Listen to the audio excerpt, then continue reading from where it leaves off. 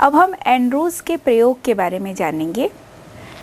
उन्होंने ये बताया कि जब भी किसी पदार्थ की गैस एवं द्रव अवस्था के लिए दाब, आयतन, ताप, संबंध सभी का पूर्ण आंकड़ा जब उन्होंने देखा तो पहली बार में थॉमस एंड्रूज ने कार्बन डाइऑक्साइड के लिए ये आंकड़े प्रस्तुत किए। एंड्रूज ने ये देखा कि बहुत अधिक तापमान पर समतापी आरेख जो है वो आदर्श गैस के समतापी आरेख के समान होते हैं और उच्च दाब पर भी गैस को द्रवित नहीं किया जा सकता है। उन्होंने एक ग्राफ प्रस्तुत किया। इस ग्राफ में हम देखते हैं कि 73 वायुमंडलीय दाब पर जो कार्बन डाइऑक्साइड है वो पहली बार द्रव अवस्था में प्रकट होती है और यहाँ जो तापमान है वो है 30.98 डिग्री सेंटीग्रेड या 31 डिग्री सेंटीग्रेड के रूप में भी हम इसे कैलकुलेट कर सकते हैं। तो इस तापमान पर जो कार्बन डाइऑक्साइड है वह पहली बार द्रव अवस्था में प्रकट होती है और यहाँ जो वायुमंडलीय दाब है वो 73 वायुमंडलीय दाब है। इस तापमान को क्रांतिक ताप कहते हैं। तो क्रांतिक ताप वह अधिकतम ताप है जिस पर द्रव कार्बन डाइऑक्साइड प्राप्त होती है और अधिक ताप पर ये गैस रूप में ही होती है। तो हम कह सकते हैं कि क्रांतिक ताप वह ताप है जिस पर किसी भी गैस को द्रवित किया जा सकता है, परंतु इस ताप के ऊपर गैस को बहुत अधिक दाब लगाने पर भी द्रवित नहीं किया जा सकता है। क्रांतिक ताप पर ही किसी गैस को द्रवित कराने के लिए दाब के जिस मान की आवश्यकता होती है, यानी क्रांतिक तापमान पर यदि गैस को द्रवित कराना है तो उस गैस को द्रवित कराने के लिए जितने दाब की आवश्यकता होगी उसे हम कहते हैं क्रांतिक दाब। क्रांतिक ताप को TC क्रिटिकल टेम्परेचर के रूप में दर्शाते हैं और क्रांतिक दाब को PC यानी क्रिटिकल प्रेशर के रूप में दर्शाया जाता है। इसी आधार पर हम देखेंगे क्रांतिक आयतन।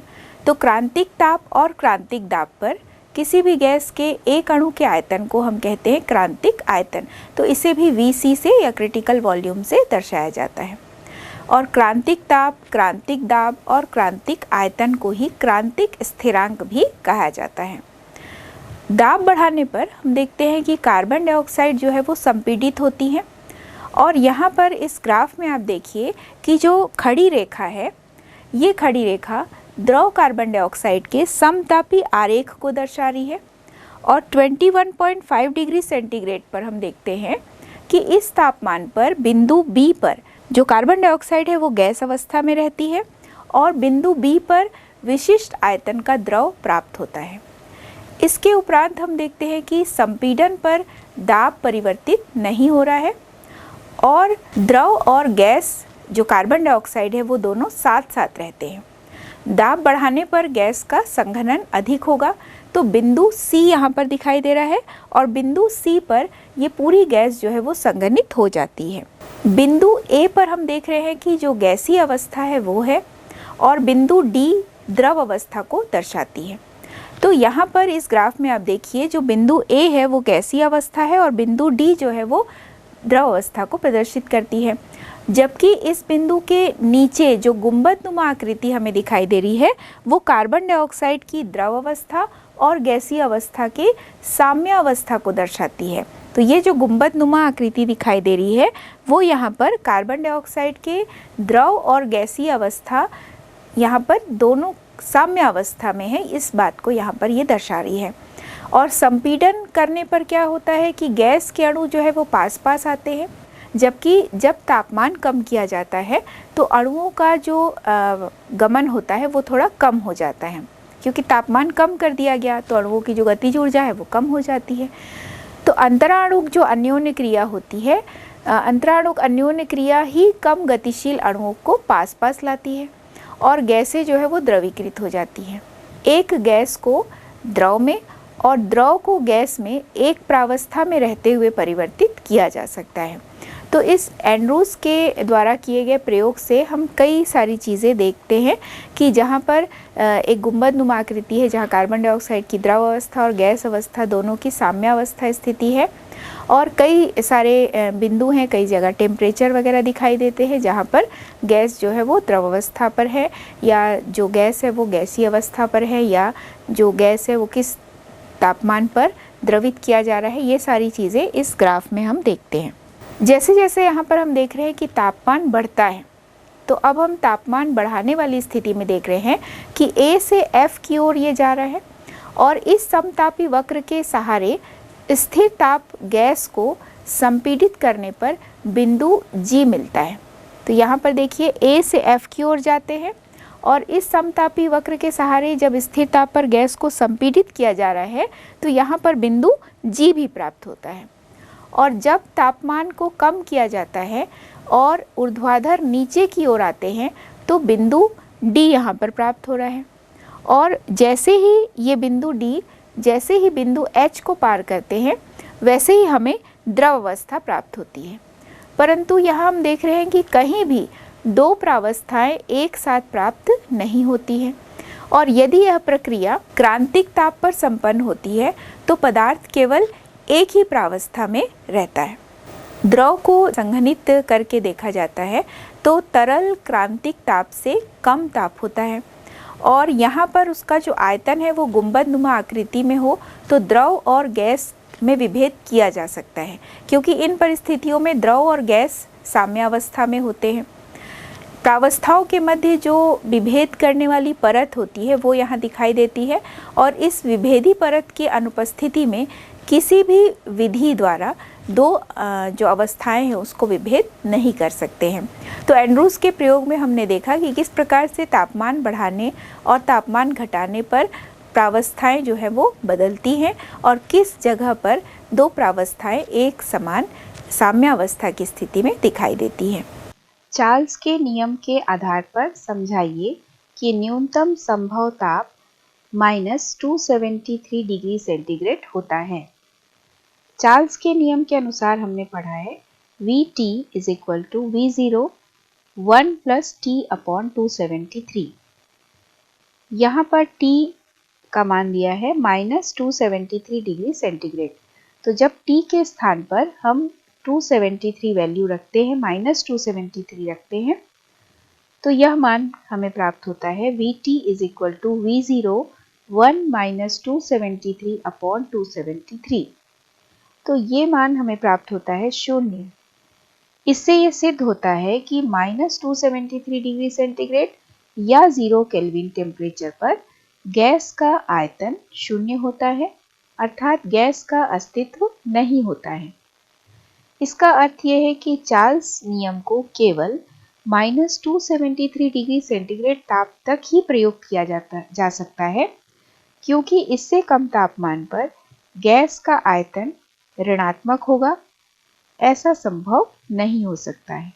तो अतः -273 डिग्री सेंटीग्रेड न्यूनतम संभव ताप है चार्ल्स के नियम के आधार पर। अब हम बायल के नियम पर आधारित कुछ संख्यात्मक प्रश्नों की चर्चा करेंगे। एक गुब्बारे में कमरे के ताप पर हाइड्रोजन गैस भरी गई है। इसका दाब 0.2 बार से अधिक होने पर यह फट जाएगा। यदि एक बार दाब पर गैस का आयतन 2.27 लीटर हो तो गुब्बारे को किस आयतन तक फैलाया जा सकेगा? बायल के नियम के अनुसार P1 V1 बराबर P2 V2 होता है।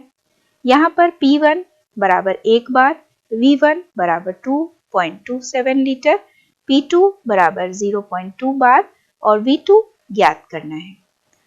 तो P1 V1 बराबर P2 V2 से हम V2 ज्ञात करेंगे, तो V2 बराबर होगा P1 V1 बटा P2। P1 की वैल्यू 1 इंटू V1 की वैल्यू 2.27 अपॉन P2 की वैल्यू 0.2 रखने पर V2 की वैल्यू प्राप्त होती है 11.35 लीटर। गुब्बारा 0.2 बार से अधिक दाब पर फट जाएगा, अतः गुब्बारे में गैस का आयतन 11.35 लीटर से कम होना चाहिए। प्रश्न 740 मिलीमीटर दाब पर गैस का आयतन 200 ml है। यदि तापक्रम स्थिर रखें तो किस दाब पर गैस का आयतन दिए हुए आयतन का दुगना हो जाएगा। यहाँ भी हम P1 V1 बराबर P2 V2 सूत्र लेते हैं। P1 740 mm, P2 ज्ञात करना है, V1 200 ml और V2 400 ml। सूत्र में मान रखने पर P2 की वैल्यू प्राप्त होती है 740 गुणा 200 बटा, यहाँ पर हम रखते हैं V2 की वैल्यू 400, तो 740 गुणा 200 बटा 400 रखने पर P2 की वैल्यू प्राप्त होती है 370 मिलीमीटर। 30 डिग्री सेंटीग्रेड तथा एक बार दाब पर वायु के 500 डेसीमीटर क्यूब आयतन को 200 डेसीमीटर क्यूब तक संपीडित करने के लिए कितने न्यूनतम दाब की आवश्यकता होगी। यहाँ भी हम P1 V1 बराबर P2 V2 सूत्र रखते हैं और यहाँ पर P2 ज्ञात करना है, तो P2 बराबर होगा P1 V1 बटा V2। P1 की वैल्यू है 1 बार इंटू V1 की वैल्यू है 500 डेसीमीटर क्यूब अपॉन V2 की वैल्यू है 200 डेसीमीटर क्यूब। P2 की वैल्यू प्राप्त होती है 2.5 बार। 35 डिग्री सेंटीग्रेड ताप तथा 1.2 बार दाब पर 120 ml धारिता वाले पात्र में गैस की निश्चित मात्रा भरी है। यदि 35 डिग्री सेंटीग्रेड पर गैस को 180 ml धारिता वाले फ्लास्क में स्थानांतरित किया जाता है तो गैस का दाब क्या होगा। P1 बराबर है 1.2 बार, P2 ज्ञात करना है, V1 बराबर 120 ml और V2 बराबर है 180 ml। P1 V1 बराबर P2 V2, P2 बराबर P1 V1 upon V2। P1 की वैल्यू 1.2 इंटू V1 की वैल्यू 120 ml और V2 की वैल्यू है 180 ml। जिस तरह से P2 की वैल्यू प्राप्त होती है 0.8 बार। अब हम चार्ल्स नियम पर आधारित कुछ प्रश्नों पर चर्चा करेंगे। एक विद्यार्थी 27 डिग्री सेंटीग्रेड ताप पर गोल पेंदे के फ्लास्क में अभिक्रिया मिश्रण डालकर भूल गया। उस फ्लास्क को ज्वाला पर रख दिया। कुछ समय पश्चात उसने अपनी भूल का एहसास किया। उसने उत्तप मापी की सहायता से फ्लास्क का ताप 477 डिग्री सेंटीग्रेड पाया। आप बताइए कि वायु का कितना भाग फ्लास्क से बाहर निकला। छात्र प्रयोगशाला में काम कर रहा था, इसलिए दाब में कोई परिवर्तन नहीं होगा। चार्ल्स का नियम यहाँ पर उपयुक्त रहेगा। V1 बराबर V लीटर, V2 ज्ञात करना है। T1 चूंकि यहाँ पर टेम्परेचर सेंटीग्रेड में दिया है, इसे 273 प्लस करेंगे, केल्विन में चेंज करते हैं, तो T1 बराबर है 27 धन 273 बराबर 300 केल्विन और T2 बराबर है 477 धन 273 is equal to 750 kelvin. V1 बटा T1 बराबर V2 बटा T2। जब V2 ज्ञात करते हैं तो V1 into T2 upon T1। चूंकि V1 को हमने V माना, T2 की वैल्यू 750 केल्विन और T1 की वैल्यू 300 केल्विन प्राप्त हुई है। V2 की वैल्यू प्राप्त हुई 2.5 V। बाहर निकली वायु का आयतन होगा 2.5 V माइनस V, तो इसका मान है 1.5 V। बाहर निकली वायु का अंश 1.5 अपॉन 2.5 इज इक्वल टू 3/5। तो इस तरह से वायु का 3/5 पार्ट जो है वो फ्लास्क से बाहर निकलता है। प्रशांत महासागर में एक जहाज चलाते समय ताप 23.4 डिग्री सेंटीग्रेड पर गुब्बारे को 2 लीटर वायु से भरा गया। जब जहाज हिंद महासागर जहां ताप 26.1 डिग्री सेंटीग्रेड पर पहुंचता है तो गुब्बारे का आयतन क्या होगा। V1 बराबर 2 लीटर, T2 बराबर 26.1 धन 273, T2 की वैल्यू प्राप्त होती है 299.1 केल्विन। T1 बराबर है 23.4 धन 273, तो T1 का मान प्राप्त होता है 296.4 केल्विन। V1 बटा T1 बराबर V2 बटा T2। V2 बराबर V1 T2 बटा T1। V1 की वैल्यू है 2 गुणा T2 की वैल्यू 299.1 बटा T1 की वैल्यू रखते हैं 296.4। तो हल करने पर यह मान प्राप्त होता है 2 गुणा 1.009 और हल करने पर 2.018 लीटर प्राप्त होता है। किस सेंटीग्रेड तापक्रम पर गैस का आयतन 0 डिग्री सेंटीग्रेड पर आयतन का दुगना हो जाएगा यदि दाब स्थिर रखें? चार्ल्स के नियम से V1 बटा T1 बराबर V2 बटा T2। V बटा T1 की वैल्यू है 273 केल्विन बराबर V2 की वैल्यू 2V, चूंकि यहाँ पर हम देख रहे हैं आयतन दुगना, बटा T2। तो T2 हल करके ज्ञात करना है 2V इंटू 273 अपॉन V। हल करने पर ये मान प्राप्त होता है T2 का 546 केल्विन। यदि सेंटीग्रेड तापक्रम प्राप्त करेंगे तो केल्विन तापक्रम से 273 माइनस कर देते हैं। 546 माइनस 273 बराबर 273 डिग्री सेंटीग्रेड। तो इस सेंटीग्रेड तापक्रम पर गैस का आयतन 0 डिग्री सेंटीग्रेड पर आयतन का दुगना हो जाएगा यदि दाब यहाँ पर स्थिर रखा जाए। 0 डिग्री सेंटीग्रेड पर तथा 2 बार दाब पर किसी गैस के ऑक्साइड का घनत्व 5 बार दाब पर डाई नाइट्रोजन के घनत्व के समान है। तो ऑक्साइड का अणुभार क्या होगा? गैस का घनत्व रो बराबर Pm बटा RT। P यहाँ पर प्रेशर है, M आणविक द्रव्यमान जो कि नाइट्रोजन के लिए 28 ग्राम प्रति मोल। तो यदि नाइट्रोजन के लिए हम रो N2 ज्ञात करते हैं, घनत्व ज्ञात करते हैं, तो रो N2 बराबर Pm अपॉन RT। P का मान यहाँ 5 गुणा 28 बटा RT। गैसीय ऑक्साइड के लिए P बराबर है 2 बार और M ज्ञात करना है। यहाँ पर रो ऑक्साइड यानी कि ऑक्साइड का घनत्व का सूत्र यदि रखते हैं तो Pm बटा RT होगा। P के जगह पर हम रखते हैं 2 इंटू M अपॉन RT। अब यहाँ पर हम दोनों को लेते हैं, नाइट्रोजन के घनत्व को और ऑक्साइड के घनत्व को। तो 5 गुणा 28 बराबर 2 गुणा M। यहाँ पर RT कैंसिल हो जाएगा। तो M बराबर 28 गुणा 5 बटा 2। तो M का मान प्राप्त होता है 70 ग्राम प्रति मोल। ऑक्साइड का अणुभार होता है 70 ग्राम प्रति मोल। यदि 27 डिग्री सेंटीग्रेड पर 9 डेसीमीटर क्यूब धारिता वाले फ्लास्क में 3.2 ग्राम मीथेन तथा 4.4 ग्राम कार्बन डाइऑक्साइड का मिश्रण हो तो इसका दाब क्या होगा? PV बराबर M बटा M RT। यहाँ पर जो स्मॉल m है वो दिया गया द्रव्यमान और जो कैपिटल M है वो आणविक द्रव्यमान को दर्शाता है, यानी मोलों की संख्या N की जगह हम लिख सकते हैं M बटा कैपिटल M। W बराबर है 3.2 ग्राम। कैपिटल M यहाँ पर हम मीथेन की बात कर रहे हैं तो कैपिटल M यानी मीथेन का जो अणुभार है वो 16 ग्राम प्रति मोल। तापमान 300 केल्विन। आयतन बराबर 9 गुणे 10 के घात में -3 मीटर क्यूब है। R बराबर 8.314 पास्कल मीटर क्यूब प्रति केल्विन प्रति मोल। तो इस तरह से जब हम प्रेशर निकालते हैं मीथेन के लिए तो वो प्राप्त होगा 3.2 बटा 16 गुणा 8.314 गुणा 300 बटा 9 गुणे 10 के घात में -3। तो ये मान प्राप्त होता है 5.543 गुणा 10 के घात 4 पास्कल। कार्बन डाइऑक्साइड का दाब, कार्बन डाइऑक्साइड के लिए जो दिया गया द्रव्यमान है वो 4.4 ग्राम। इसका जो आणविक द्रव्यमान है वो 44 ग्राम प्रति मोल। तापमान 300 केल्विन।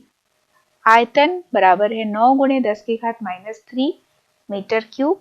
R का मान प्राप्त होता है 8.314 पास्कल मीटर क्यूब प्रति केल्विन प्रति मोल।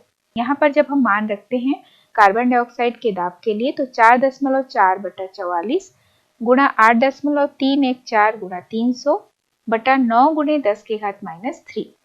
यहाँ पर जो कार्बन डाइऑक्साइड है उसका प्रेशर प्राप्त होता है 2.771 इंटू 10⁴ पास्कल।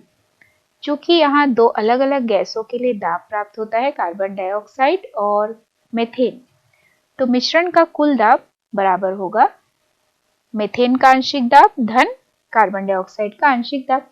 दोनों को जोड़ देते हैं तो 5.543 गुणे 10 के घात 4 धन 2.771 गुणा 10 के घात 4 जोड़ने पर ये मान प्राप्त होता है 8.314 गुणे 10⁴ पास्कल। यह प्रश्न डाल्टन के आंशिक दाब के नियम पर आधारित है और साथ ही यहाँ पर हम आदर्श गैस समीकरण से PV बराबर nRT को लेते हुए सवाल को हल करते हैं। अगला हम देखते हैं, यदि 27 डिग्री सेंटीग्रेड ताप तथा 2 बार दाब पर एक गैस का घनत्व 5.46 ग्राम डेसीमीटर क्यूब है तो STP पर इसका घनत्व क्या होगा? P1 बटा D1 T1 बराबर P2 बटा D2 T2। D1 यानी घनत्व यहाँ पर D1 5.46 ग्राम प्रति डेसीमीटर क्यूब, D2 ज्ञात करना है, P2 का मान है 1 बार और P1 2 बार। 2 बटा 5.46 गुणे 300 बराबर 1 बटा D2 गुणे 273। तो D2 का मान प्राप्त होता है 3 ग्राम प्रति डेसीमीटर क्यूब। 3.32 बार पर 5 डेसीमीटर क्यूब आयतन घेरने वाली 4 मोल गैस के ताप की गणना कीजिए। R बराबर 0.83 बार डेसीमीटर क्यूब पर मोल है। PV बराबर nRT, P का मान है 3.32 बार, V 5 डेसीमीटर क्यूब, N बराबर है 4 मोल। जब P का मान रखते हैं तो 3.32 गुणे 5 बराबर 4 गुणा 0.83 गुणा T। टेम्परेचर यहाँ प्राप्त करना है तो 3.32 गुणा 5 बटा 4 गुणे 0.83। हल करने पर टेम्परेचर प्राप्त होता है 50 केल्विन। 25 डिग्री सेंटीग्रेड तथा 760 मिलीमीटर Hg दाब पर एक गैस 600 ml आयतन घेरती है। किसी अन्य स्थान पर जहां ताप 10 डिग्री सेंटीग्रेड आयतन 640 ml हो तो गैस का दाब क्या होगा? यहाँ P1 बराबर है 760 mm, V1 600 ml, T1 25 धन 273 केल्विन में चेंज करेंगे तो 298 केल्विन प्राप्त होगा। V2 का मान है 640 ml, T2 बराबर है 10 धन 273 तो 283 केल्विन टेम्परेचर प्राप्त होता है। जब हम संयुक्त गैस नियम के आधार पर देखते हैं तो P1 V1 बटा T1 बराबर P2 V2 बटा T2। चूंकि यहाँ पर P2 ज्ञात करना है तो P1 V1 into T2 upon T1 V2। तो P1 की वैल्यू है 760 mm, V1 600 ml, T2 की वैल्यू 283 केल्विन, T1 की वैल्यू है 298 केल्विन और V2 की वैल्यू है 640 मिलीलीटर। तो इस तरह से P2 का मान प्राप्त होता है 676.6 mm Hg। तो ये दाब हमें प्राप्त होता है। यदि 200 मिलीलीटर नाइट्रोजन को 25 डिग्री सेंटीग्रेड और 250 मिलीमीटर दाब पर ऑक्सीजन के 350 ml के साथ, जिसका ताप 25 डिग्री सेंटीग्रेड और दाब 300 mm Hg है, के साथ मिलाने पर जो मिश्रण का आयतन है वो 300 ml हो तो 25 डिग्री सेंटीग्रेड पर मिश्रण का कुल दाब क्या होगा? मिश्रित करने के बाद N2 का आंशिक दाब गणना करेंगे तो V1 बराबर 200 ml, P1 बराबर 250 mmHg और V2 300 ml, P2 का मान ज्ञात करना है। तो P1 V1 बराबर P2 V2। तो P2 ज्ञात करने के लिए P1 V1 upon V2। P1 250 गुणा 200 बटा 300। तो हल करने पर मान प्राप्त होता है 166.6 mm। मिश्रित करने के पश्चात ऑक्सीजन के आंशिक दाब की गणना करेंगे। V1 बराबर 350 ml, V2 300 ml, P1 300 mmHg और P2 का मान ज्ञात करना है। यहाँ पर P1 V1 बराबर P2 ज्ञात करने के लिए P1 V1 बटा V2, P1 का मान 300 mmHg इंटू V1 की वैल्यू 350 ml और V2 की वैल्यू 350 ml। तो इस तरह से V2 की वैल्यू 300 ml। फिर से बोल रही हूँ इसको। P2 का मान ज्ञात करने के लिए P1 300 mmHg इंटू V1 का मान 350 ml और V2 का मान 300 ml।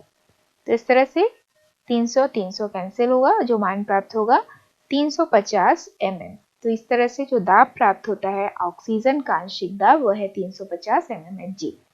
कुल जो दाब होगा गैसीय मिश्रण का कुल दाब बराबर होगा P बराबर P nitrogen plus P oxygen. तो 166.6 जो कि नाइट्रोजन के लिए आंशिक दाब है और 350 जो कि ऑक्सीजन के लिए आंशिक दाब है। दोनों को जोड़ने पर 516.6 mmHg प्राप्त होता है कुल मिश्रण का दाब।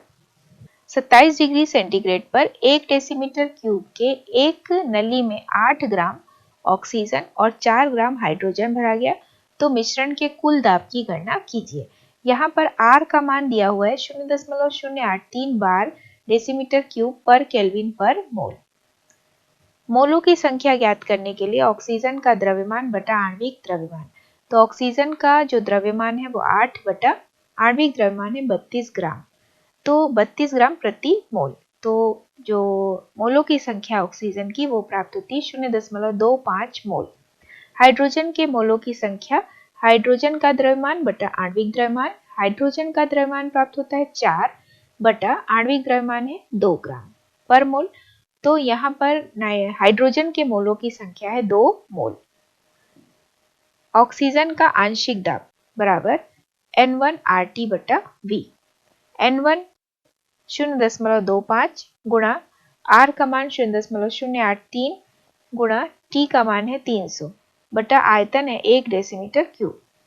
6.225 बार ये मान प्राप्त होता है ऑक्सीजन का आंशिक दाब। हाइड्रोजन के लिए आंशिक दाब ज्ञात करने के लिए pH2 बराबर N2RT बटा V। यहाँ पर N2 2 मोल 2 गुणा 0.083 गुणा 300 यहाँ पे टेम्परेचर है और 1 डेसीमीटर क्यूब आयतन। तो कुल जो आंशिक दाब है हाइड्रोजन के लिए वो प्राप्त होता है 49.8 बार। गैस मिश्रण का कुल दाब है 6.225 धन 49.8 बार। जब कुल दाब निकलता है तो 56.025 बार प्राप्त होता है। तो इस तरह से मिश्रण का कुल दाब ज्ञात किया जा सकता है। एक बार दाब पर डाई हाइड्रोजन तथा डाई ऑक्सीजन के मिश्रण में 20% डाई हाइड्रोजन रखा जाता है तो डाई हाइड्रोजन का आंशिक दाब क्या होगा। हाइड्रोजन का द्रव्यमान 20 ग्राम, मिश्रण में ऑक्सीजन का द्रव्यमान होगा 80 ग्राम, क्योंकि यहाँ प्रतिशत में लिया गया है तो 20 ग्राम हाइड्रोजन का द्रव्यमान और ऑक्सीजन का द्रव्यमान 80 ग्राम। तो हाइड्रोजन के मोलों की संख्या 20 बटा 2 तो 10 मोल और ऑक्सीजन के मोलों की संख्या 80 बटा ऑक्सीजन का जो आणविक द्रव्यमान है वो 32। तो ये ऑक्सीजन के मोलों की संख्या प्राप्त हो गई 2.5 मोल। कुल दाब है एक बार। तो हाइड्रोजन का आंशिक दाब जब हम ज्ञात करते हैं तो हाइड्रोजन का आंशिक दाब बराबर होगा 10 मोल बटा 12.5 मोल गुणा 1 बार। तो यहाँ पर हाइड्रोजन का आंशिक दाब हमें प्राप्त होता है 0.8 बार। कार्बन डाइऑक्साइड तथा मीथेन का क्रांतिक ताप क्रमशः 31 डिग्री सेंटीग्रेड एवं -81.9 डिग्री सेंटीग्रेड है। इनमें से किसमें प्रबल अंतर आणविक आकर्षण बल है और क्यों। क्रांतिक ताप के मान से पता चलता है कि कार्बन डाइऑक्साइड के अणुओं में अन्योन्य क्रिया अधिक होगी। वास्तव में दोनों गैसें अध्रुवी हैं, परंतु कार्बन डाइऑक्साइड में वान डेर वाल अन्योन्य क्रिया बड़े आणविक आकार के कारण अधिक होती है।